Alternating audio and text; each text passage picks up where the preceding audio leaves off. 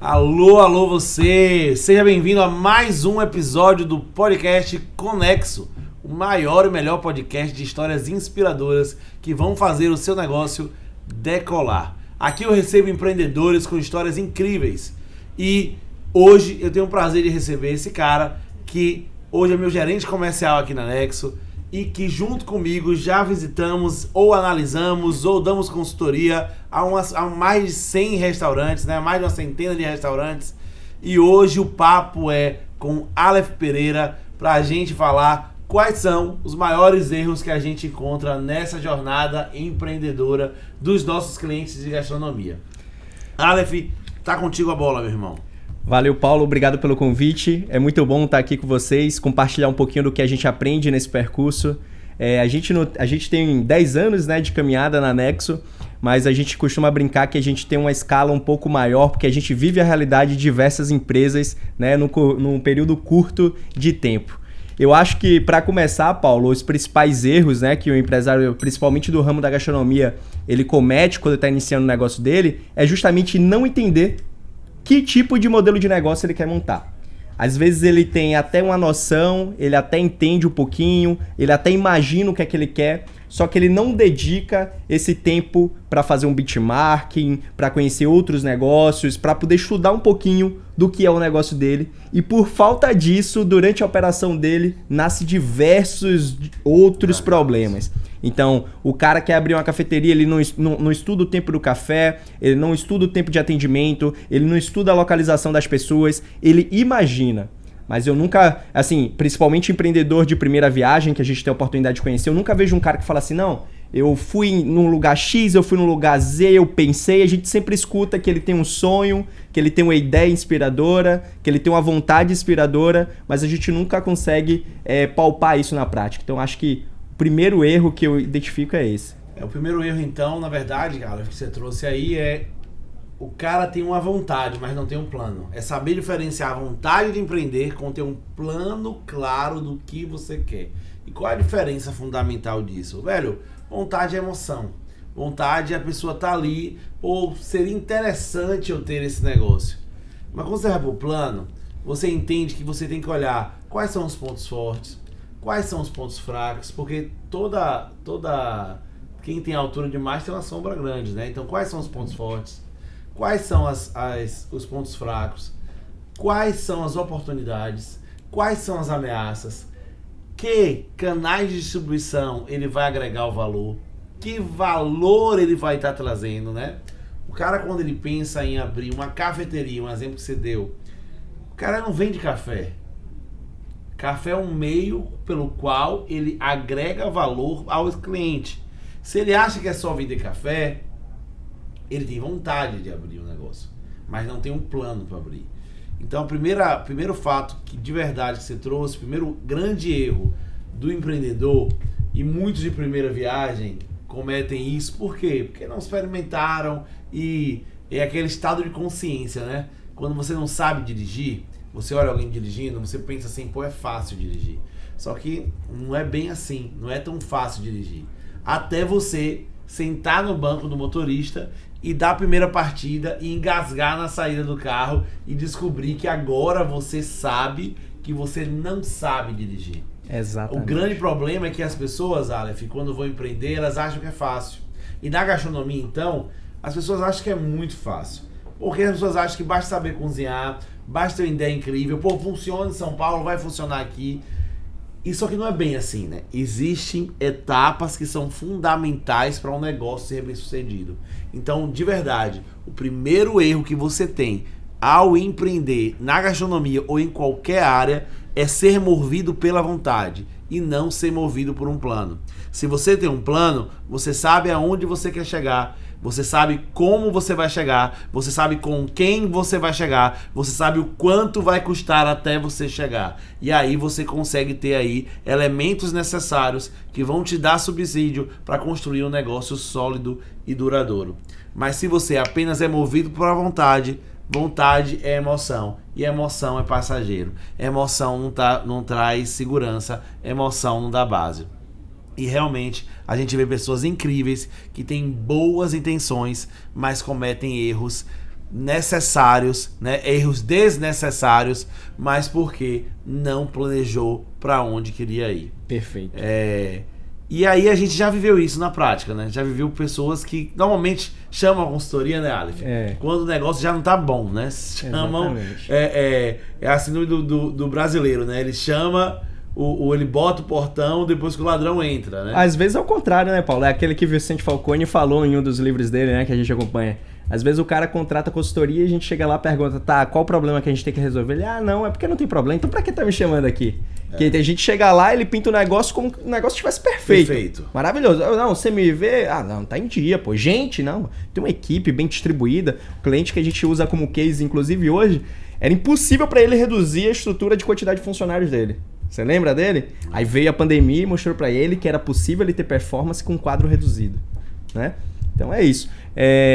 Eu acho que permear isso também hoje com acesso à comunicação e acesso a vários conteúdos, a gente criou um ciclo de pessoas que acreditam muito naquelas histórias únicas, né?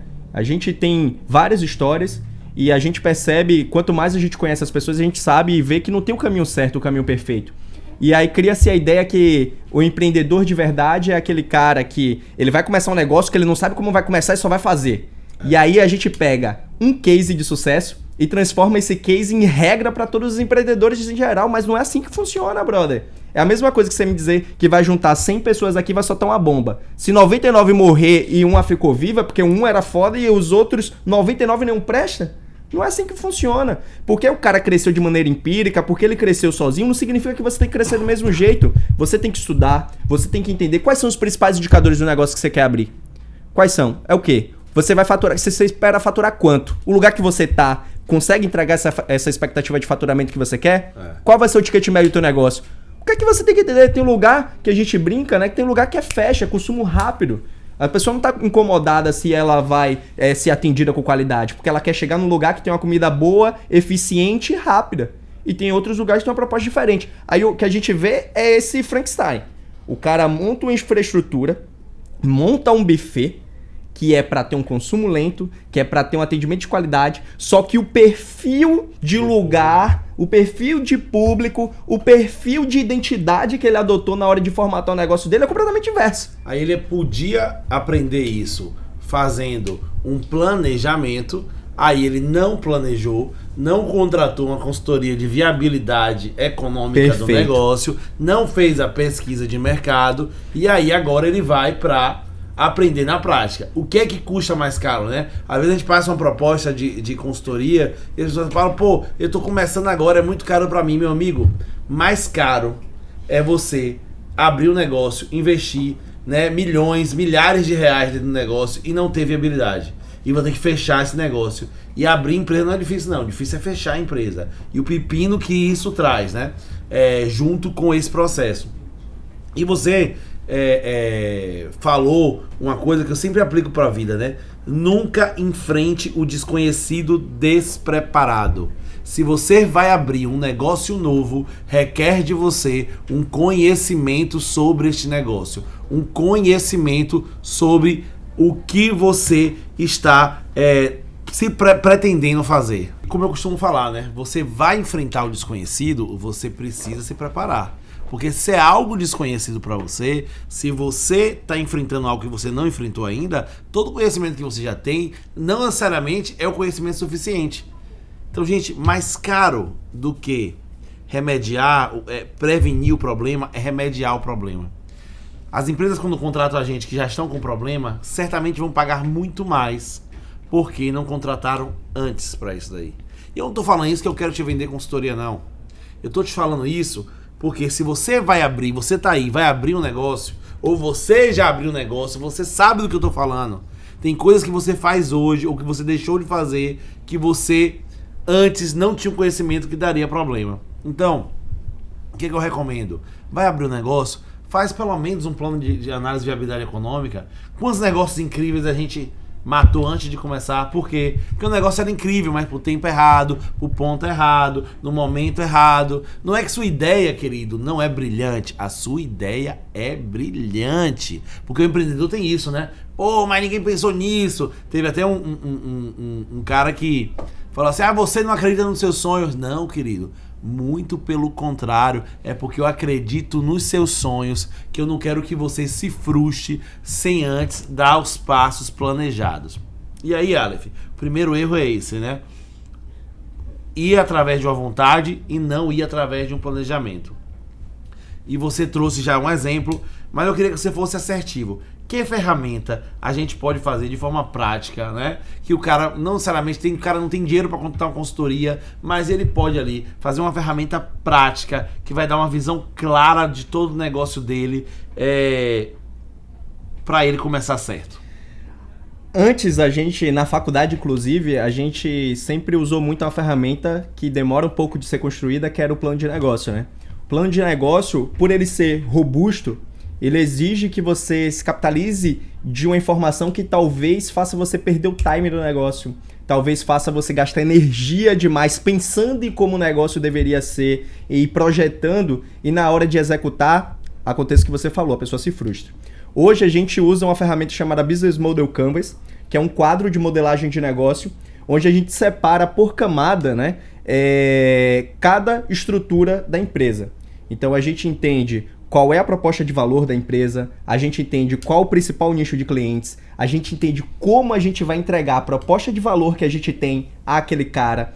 E o legal é que quando a gente finaliza, né, o Canvas, que a gente vai colocar estrutura de receita, estrutura de despesa, parceiros estratégicos, principais ferramentas, eu costumo brincar que é como se a gente tivesse montado um quadro, né, de quebra-cabeça perfeito.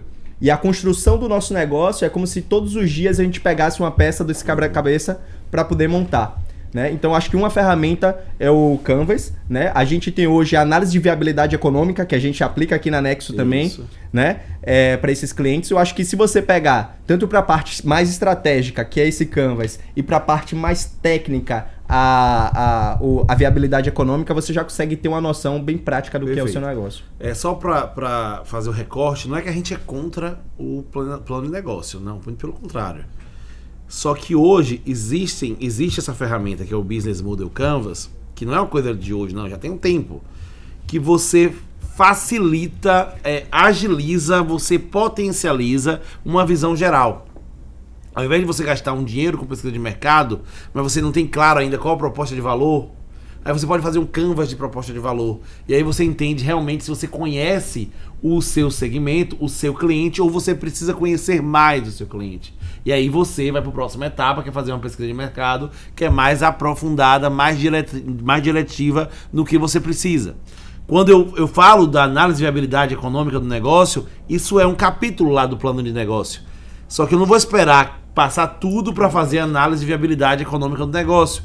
Eu já com o Business Model Canvas construído, já entendendo as condições físicas do lugar e já entendendo a perspectiva de negócio que você tem, eu já posso fazer uma análise de viabilidade, se aquele negócio é viável, ele se paga, se o dinheiro retorna ou não retorna. Isso, gente, não demora muito e isso você não é caro de fazer. Se você não tiver dinheiro para pagar uma consultoria para te acompanhar isso, mas você tem que ter tempo, que aprenda uma coisa na vida, tudo é com tempo ou com dinheiro. Ou você investe um dinheiro, ou você vai investir um tempo para aprender. Hoje o conhecimento está aberto aí, você pode fazer um curso e você mesmo aprender. Aí você tem que entender qual é o timing, qual é o preço do seu tempo de aprendizado. Mas é muito, muito acessível hoje você fazer essa modelagem, você fazer o planejamento do seu negócio e entender a diretiva certa. No planejamento econômico, na análise de viabilidade econômica, também tem uma ferramenta que é o planejamento tributário, para você escolher o regime tributário mais vantajoso para o tipo e o momento do negócio. Então muita gente depois que opta por um regime tributário, porque a contabilidade não é especializada e na cabeça dela todo mundo que começa tem que ser Simples Nacional, aí pega um cara que tem um rio de investimento e não absorve nada daquele investimento que ele fez no imóvel, por exemplo, que ele terceiros e podia absorver. Então, com esse tripé aí, Canvas, análise de viabilidade econômica e financeira do negócio e planejamento tributário, você de uma forma muito efetiva já dá o passe e não comete esse erro de que é agir por vontade e não agir por um plano. Blinda, né? Você blinda isso daí.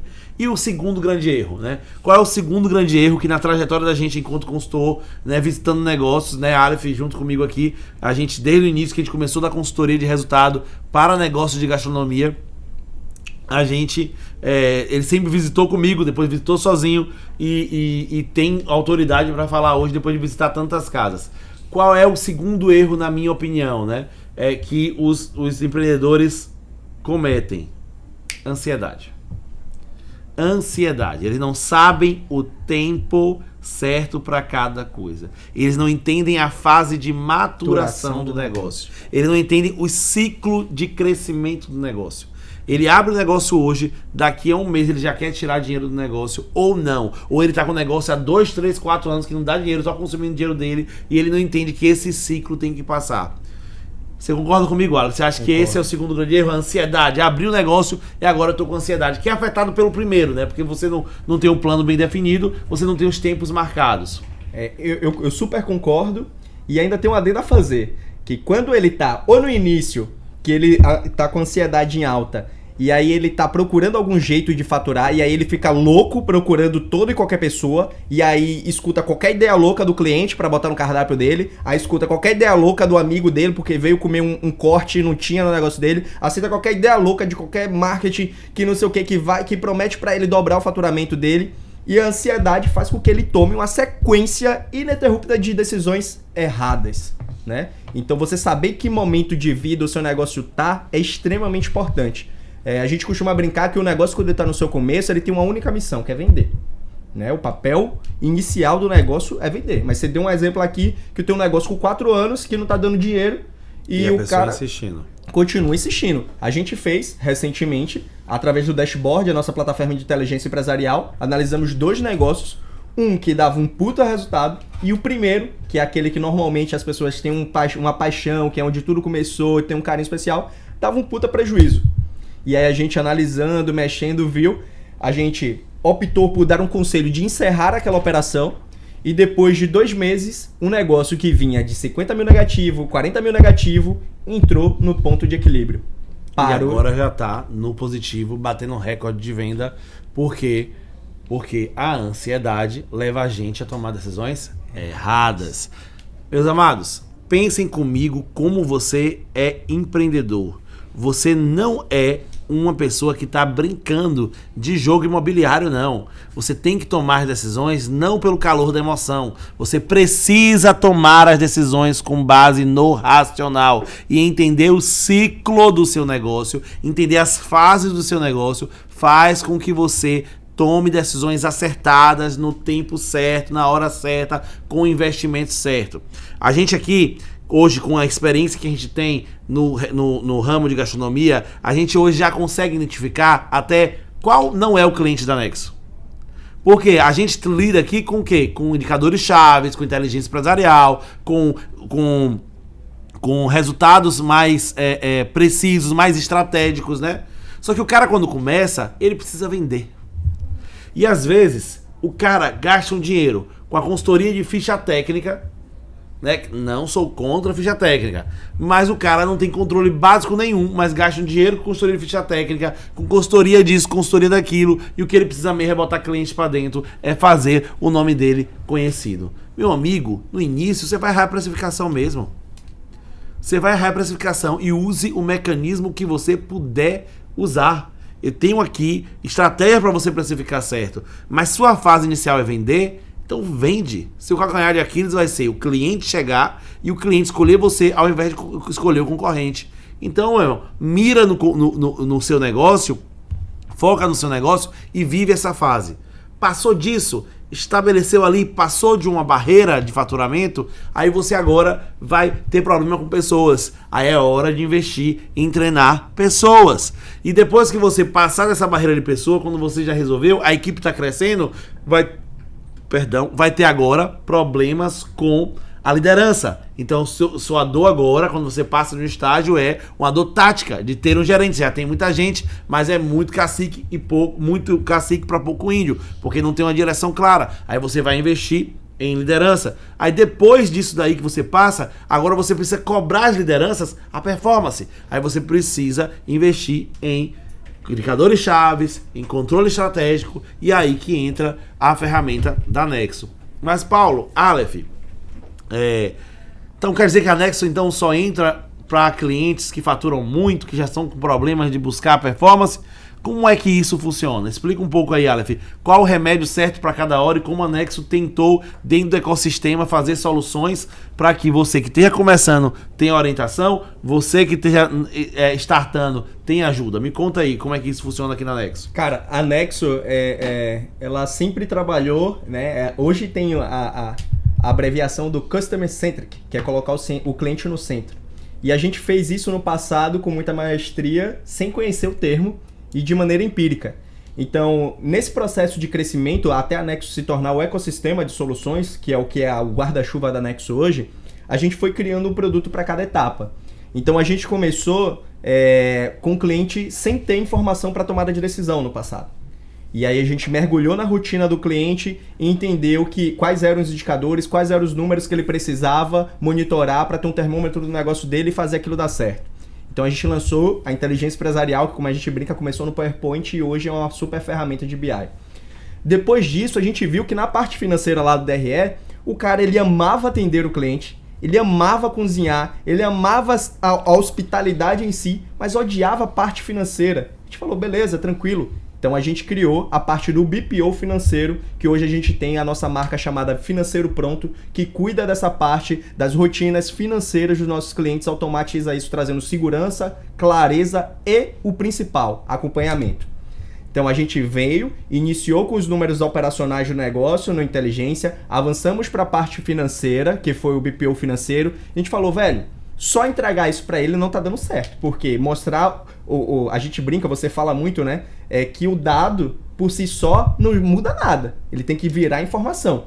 A gente falou, vamos estudar. Então a gente participou de formações, a gente participa de imersões para poder aconselhar aquele cliente, que é o nosso processo de consultoria. Então a gente inicia na inteligência, passa pelo BPO, avança para a consultoria e dentro da consultoria a gente pega e avança para mais um nível. A gente entendeu que, justamente o que a gente acabou de comentar, que o cliente ele vive estágios de vida. E o cara que está no estágio muito inicial, muitas das vezes, com uma barreira de entrada do restaurante pequena, ele não tem a capacidade de ter uma consultoria robusta. E ele precisava controlar o mínimo de números possíveis para que ele possa crescer o minimamente saudável. E recentemente a gente lançou agora a nossa ferramenta de Prime Cost, que é justamente uma ferramenta que nasceu com o propósito de controlar os dois maiores indicadores do segmento, que é o custo com mão de obra e o custo com CMV. O Prime Cost, ele serve tanto para o cara que está iniciando, porque a pergunta, né, que vocês que participam aí é de treinamento, de várias coisas, todo mundo pergunta assim, como é que tá seu CMV? CMV é o vilão de tudo, né? E aí a gente vê que a galera que está começando nunca sabe.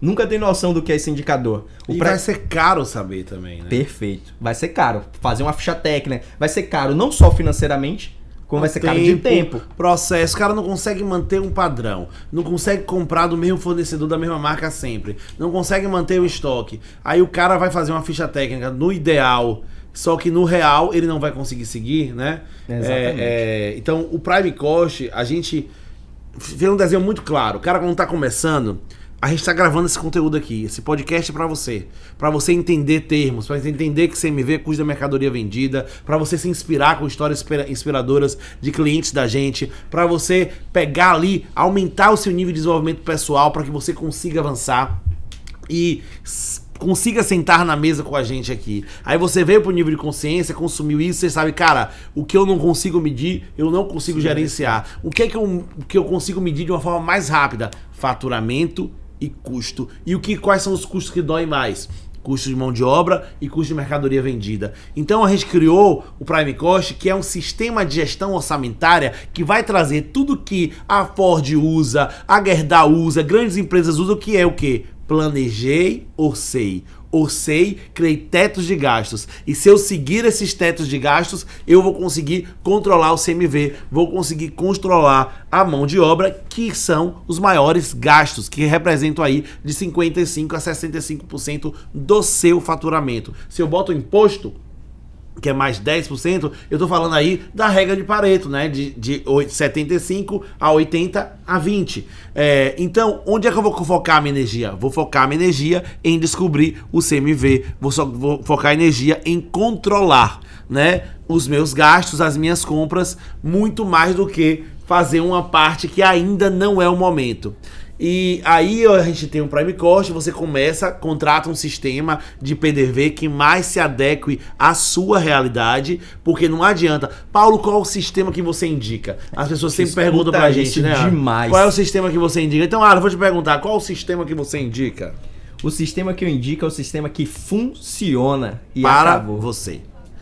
Pra você, às vezes, é funcionar o caderninho. Em algum estágio de vida, é melhor o caderninho do que não ter nada. Para alguns estágios de vida de você, vai funcionar o sistema app que não tem mensalidade, e é isso que você pode ter.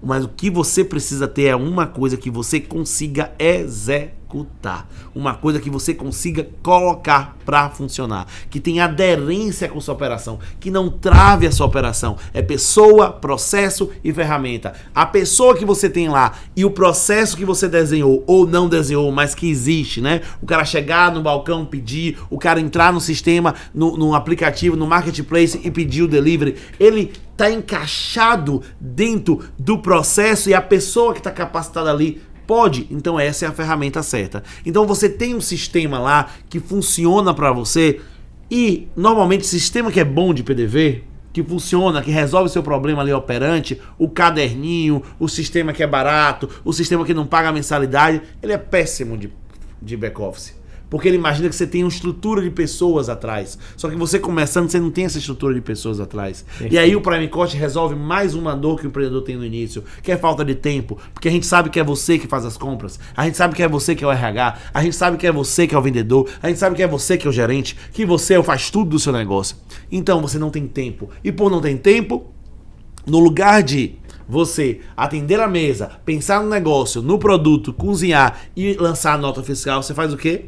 Atende, cozinha e deixa a nota acumulando, e aí você perde o controle. O Prime Cost, entendendo isso, veio com inteligência artificial, que o nosso robozinho lança a nota para você. Comprou automaticamente, a nota fiscal já é categorizada, cada categoria no lugar, e isso vai te dar uma visualização, vai te dar uma clareza absurda do que você precisa fazer para tomar a decisão no caminho certo. Então, a fase é essa, não é? Anexo atende, você vai ter o BI de anexo, vai ter o BI de anexo, vai ter inteligência empresarial, que é como se tivesse a central do controle do negócio de vocês com indicadores-chave, vai ter. Mas é uma etapa, não adianta querer ter isso se você não passar por outras etapas, se você não vender, se você não controlar o mínimo possível e se você não ter a cultura dos indicadores, a cultura do controle. E o Prime Cost te leva para esse lugar.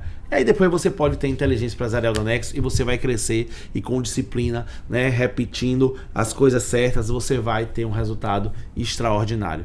Então, a segunda coisa que as pessoas mais erram dentro do negócio é isso, né? Elas vivem assim, né? Elas não conseguem dar um passo a mais do que isso. E o terceiro grande erro, Aleph, pra gente caminhar aqui para fechar. O terceiro grande erro que você vê nessa sua experiência sua como consultor de negócio da gastronomia. Rapaz, o terceiro grande erro, eu acho que quando a gente falou do segundo, ele mesclou um pouquinho sobre a estrutura de custos, né? Sobre essa parte da ansiedade, a gente falou das ferramentas de inteligência empresarial, mas é uma coisa que eu acho que é uma dúvida geral de todo mundo, que é a precificação. Então a gente tem cases aqui absurdos, né, Paulo? Cases de precificar a porção da muqueca com base no chutômetro, e a porção da muqueca aí com 6 camarões, era contada a unidade. A gente tem cases aqui do polvo ser um absurdo. Recentemente o cliente chegou para mim e falou assim: olha, Aleph, eu quero uma proposta. Aí eu falei, tá, me conta um pouquinho do seu negócio, o que é que você precisa? Não, eu quero consultoria de estoque. Aí eu falei, tá, vou te visitar primeiro. Aí eu passo uma proposta. Fui lá, olhei o negócio dele, super organizado, falei, tá, você precisa de consultoria de estoque por quê? Não, porque eu acho que meu CMV tá alto. Eu falei, você já mediu? Não, vamos fazer o seguinte então primeiro? Então, mede aí, faz a contagem de inventário aí, vamos analisar se realmente esse é o momento do seu negócio que você precisa. Resumo, ele fez a contagem, me passou as compras, o CMV dele estava 29%, super dentro do que ele esperava, e o problema dele não era o que ele achava. O problema dele era outro. Todo mundo tá falando de CMV, CMV, CMV, CMV, aí você acha que seu problema é CMV. Mas na verdade, não é. Não necessariamente é. Outro problema. O cara falou comigo, Aleph, eu identifiquei que meu CMV estava alto. Aumentei todos os preços, eu olhei o cara da frente. E o cara da frente tinha um preço realmente muito mais alto que o meu. Aí o que foi que aconteceu? O que aconteceu é que meu faturamento super caiu. Eu falei, pronto. Aí você vê como são momentos, são coisas que se você não entende do modelo de negócio, você pega um consultor, o consultor vem aqui falar, seu CMV tá estourado, mas se ele não entende de modelagem de negócio, ele vai te comparar com um cara que não tem nada a ver com você e vai fazer uma merda no seu negócio. Exatamente. O que aconteceu? O faturamento dele era 180, 200, o faturamento dele hoje tá 130 mil e não consegue passar disso. Aumentou de vez, não teve aquela etapa que a gente conversa aqui, né? De escalonagem e tudo mais. Então eu acho, Paulo, que o terceiro grande erro é justamente essa falta de precificação e entender... É uma consciência sobre a precificação, né? E qual é a dica que eu te dou sobre relação à precificação? Precificação tem um prisma de 3 Cs, né? Que é custo, concorrência e cliente.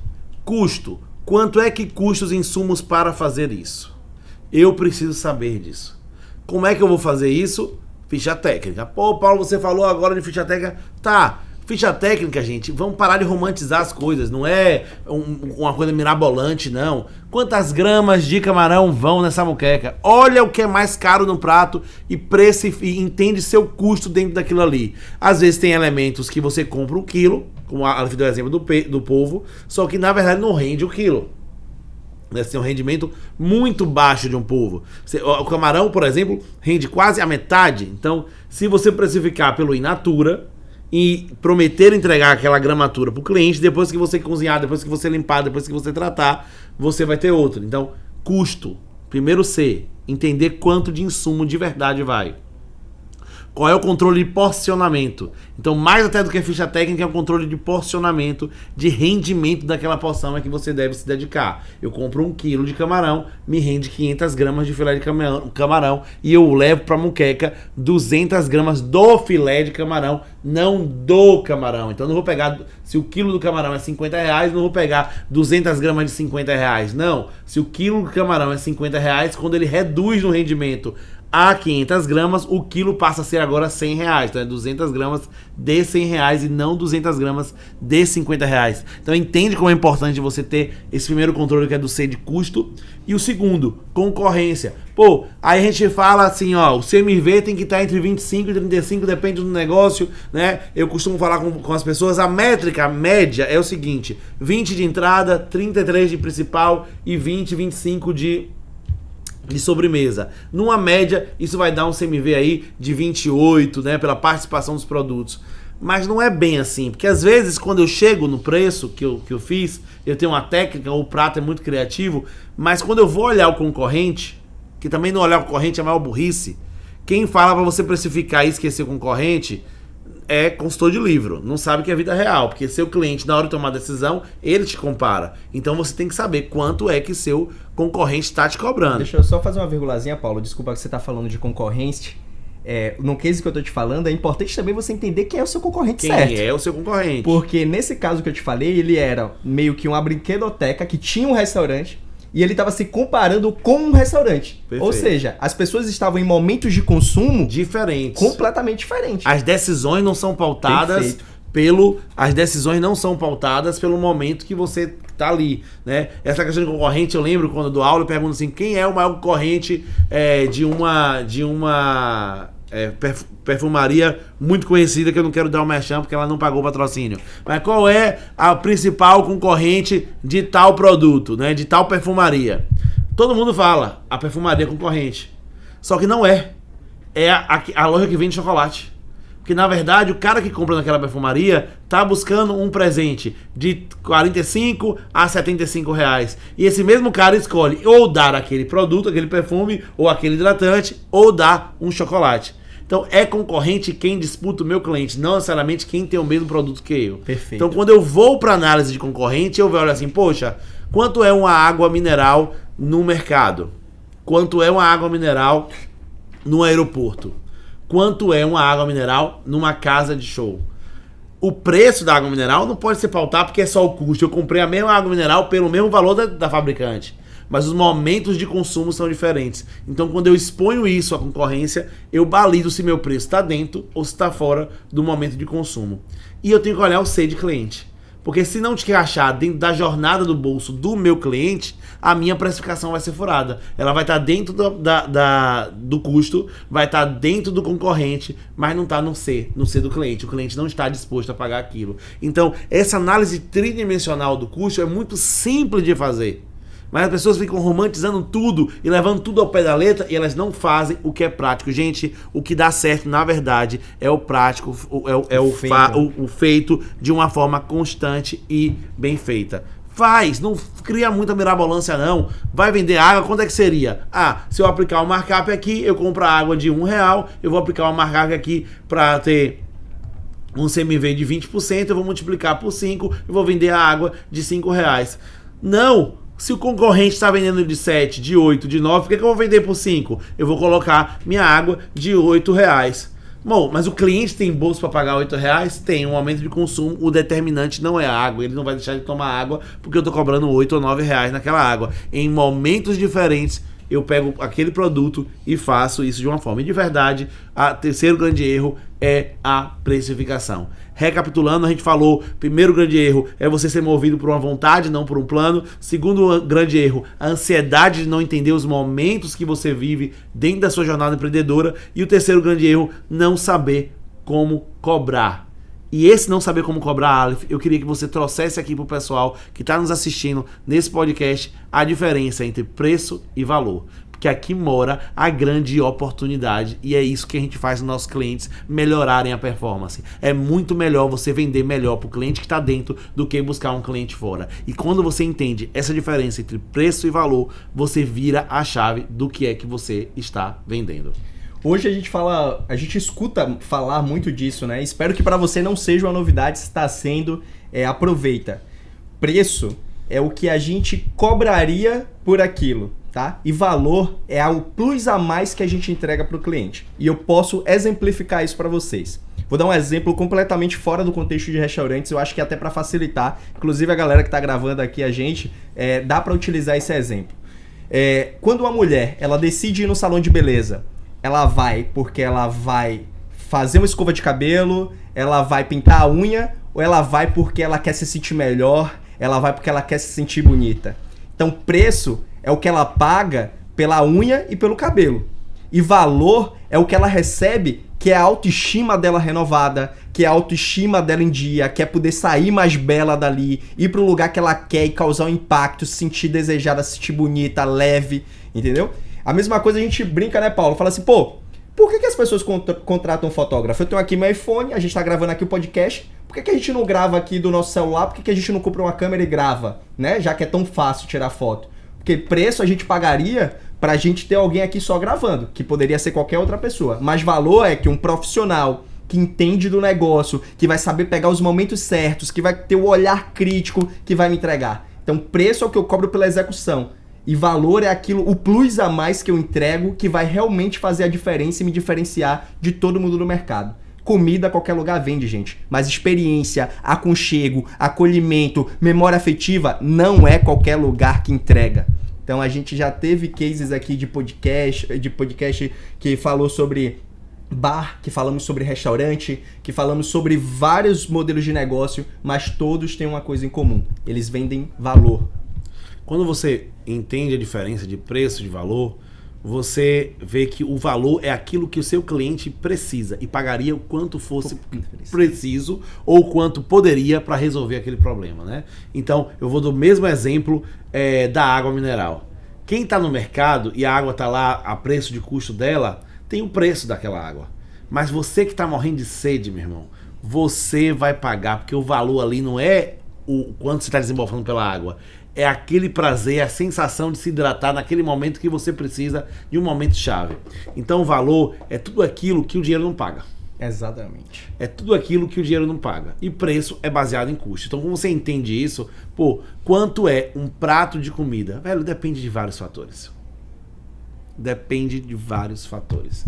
Mas o valor que você consegue entregar é muito. Quanto é que vale um jantar de pedido de noivado? Quanto é que vale um jantar de reatar um laço? Quanto é que vale criar uma atmosfera e viver um momento incrível? Não tem preço. Então, não tem preço. E isso é uma coisa que você precisa realmente aprender a diferenciar. E para fecharmos com chave de ouro aí, já falamos que o primeiro erro é a pessoa, ao abrir um negócio, ser movido por uma vontade e não ser movido por um plano. O segundo grande erro, a gente falou que é a ansiedade de não entender o momento de vida do seu negócio. O terceiro grande erro é não saber, precificar, não saber não saber precificar. O quarto grande erro que eu vejo nessas visitas, e eu acho que você vai concordar comigo, é como eu lido com as pessoas que fazem o negócio acontecer. Porque no fundo, meus queridos, tudo que você faz, ou você faz para pessoas, ou você faz com pessoas, por pessoas, para pessoas. Se eu não sei lidar com pessoas, eu vou errar, e esse erro vai ter um preço muito grande. Paulo, o que acontece? As pessoas, por crescerem e ter... Normalmente o perfil empresário, empreendedor, normalmente ele tem um perfil mais executor, que a gente fica brincando aqui. E o perfil executor, ele tem uma grande facilidade de resolver coisas, de criar coisas, de estabelecer coisas, mas tem uma dificuldade muito grande, às vezes, de entender o outro. E nesse meio do caminho, no processo de construção de uma equipe forte, de um time engajado, você saber identificar as pessoas certas. A gente passou, e é legal compartilhar isso, porque a gente traz esse exemplo para modelagem de negócio, tá? A Nexo passou por essa fase em seu crescimento. A gente passou por uma fase que a gente só conseguia se conectar com pessoas que tinham um perfil comportamental parecido com o nosso.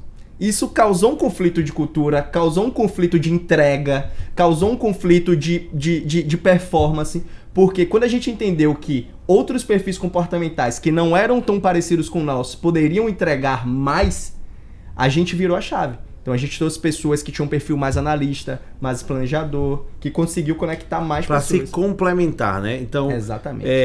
Gente, não é sobre comida, não é sobre bebida, não é sobre produto, sempre são sobre pessoas.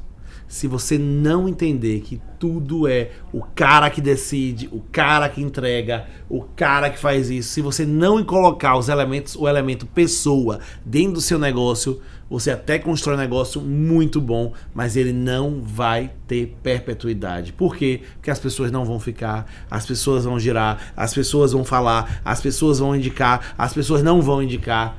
Tudo se resume com pessoas. Coloque as pessoas no centro. As pessoas, eu digo, o seu time. As pessoas, eu digo, o seu cliente. Saber lidar com pessoas é uma grande dica de ouro. Se você não sabe lidar com gente, lide com números, mas tem alguém que lide com gente que esteja perto de você, porque você não vai ter sucesso se não saber lidar com gente. Eu tenho um ditado, uma frase que eu uso muito, Paulo? Principalmente no treinamento de atendimento que a gente faz aqui na Nexo durante o processo de consultoria e acompanhamento de negócio. O aperto de mão do anfitrião afeta o sabor do assado. Então você pode ter a melhor comida do mundo, o lugar mais aconchegante do mundo, tudo lindo e maravilhoso, mas se o cara que for me atender estiver indisposto, que foi, inclusive a gente tem um case desse recente, que a gente chegou de viagem super cansado, o cara mostrar descontentamento, gesto que exprime má vontade de atender, não importa se sua casa é a melhor do mundo. Eu sinto muito, mas eu acho que o Paulo vai concordar comigo e muitas pessoas que estão assistindo aqui. Não adianta a casa ter a melhor comida do mundo se o atendimento for péssimo, se as pessoas que se relacionam comigo dentro daquele ambiente for péssimo, porque nunca mais eu volto lá. Então o aperto de mão do anfitrião afeta o sabor do assado. Saiba cuidar das pessoas, Paulo? Perfeito. Saiba passar o que você quer entregar para o seu cliente, para as pessoas que estão dentro. seu cliente interno primeiro. E os episódios que a gente gravou aqui do podcast falaram muito sobre isso, né? Sobre pessoas, sobre tudo, toda essa relação. E a gente sempre entrega mais do que promete, né? Eu já falei de 4, mas a língua tá coçando aqui para falar do 5º, né? Qual é o 5º grande erro que eu acho que a pessoa comete? Sabe o que é o 5º grande erro? É não respeitar o dinheiro. É não respeitar o dinheiro no seu negócio. É achar que você pode tudo, que você faz tudo. Ah, faturou, o dinheiro que fatura é o dinheiro do seu negócio. Não é. Respeite o processo financeiro. Se você não respeitar o processo financeiro, ninguém quebra com o estabelecimento vazio. Normalmente as pessoas quebram quando estão vendendo muito porque não respeitam o dinheiro, não tomam decisões respeitando um planejamento financeiro. E aí é a nossa praia, né? Não se pode gerenciar o que não se consegue medir. E se não consegue medir aquilo que você não acompanha, não metrifica. Então, desde uma conciliação bancária, tomar decisão, haver uma alavancagem, é hora de captar o recurso, é hora de fazer, sabe? Tudo isso, é por isso que a gente vive, porque a gente vê que a maior parte das empresas quebram por não saberem lidar com o dinheiro dentro do negócio. Rick, que é um cliente nosso, ele fala muito sobre isso, né? Dinheiro não leva desaforo para casa. Se você não respeitar o dinheiro, meu irmão, ele não leva desaforo para casa. Se você não entende até onde você pode esticar a corda pode te enforcar. E se você não investe o que precisa investir, você também não tem retorno. Então, lidar com isso aí requer habilidade? Requer. Muito. Requer conhecimento? Requer. Requer frieza? Requer. Requer você ter humildade de entender que você precisa de ajuda. E a Nexo tá aqui para te ajudar, para que você consiga, entendendo isso tudo, não cometer os erros que a maioria das pessoas comete. Nossa missão de vida, a gente nasceu para isso. Foi que as empresas não quebrem, porque as empresas não fechem. Porque quando você fecha uma empresa, você demite pessoas, você frustra sonhos, você quebra expectativas e faz a economia travar. Mas quando você respeita todo esse processo e ajuda empreendedores, né, que não tem ajuda do governo, que não tem ajuda do sistema financeiro nacional, que não tem entendimento da família, mas quando a gente nasceu com essa proposição, com esse propósito, ajudar as pessoas a realizar os seus sonhos. E esses sonhos que nos movem, nos fazem respeitar todos esses processos. Então eu quero te convidar, se você não conhece mais a Nexo, para assistir o podcast com Nexo, entender que se tem Nexo faz sentido. A gente quer que você veja sentido em tudo que a gente faz. Aqui passaram grandes empreendedores e hoje nessa edição especial a gente está trazendo um pouco um compilado do que foi que fez certo, do que fez errado essas pessoas que passaram e que nos ensinam e nos ensinaram muito, que afinal de contas também somos empreendedores, também fazemos acontecer. E a gente só aplica, sendo um apêndice em você, sendo um braço estratégico, o que você precisa para seu negócio ter longevidade, para seu negócio ter sucesso, porque tem uma coisa que você tem que entender: uma pessoa nasce, cresce, multiplica e morre. A empresa, ela nasce, cresce e cresce. Quem não cresce rapidamente, morre lentamente. Empresas não foram feitas para morrer, sonhos não foram feitos para morrer. Você precisa deixar seu legado, você precisa entender que o seu negócio é um organismo e precisa ser respeitado.